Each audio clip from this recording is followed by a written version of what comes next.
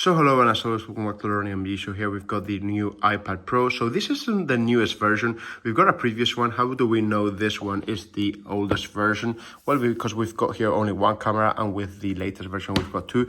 But it's got a great screen, a 13-inch screen. You've got great battery. You can charge it in about 3-4 hours, and you've got it non-stop for about 2 days. So that's pretty much amazing. You've also got the keyboard, which it's an extra. And in general, with this chip, it's pretty much amazing. So I do think that it works wonders, especially if you want to watch films, work, you want to go to meetings, you want to go to the uni.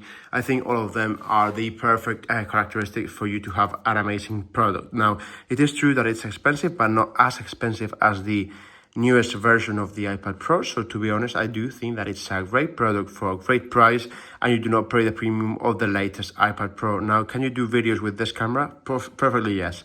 Now, it is true that the version is the newer version of the iPad Pro, but you'll pay a premium of about $500, okay? So as always, if you've got any questions, just leave it down here in the comments below. Me or anyone from the Learning MD team will answer as shortly as possible.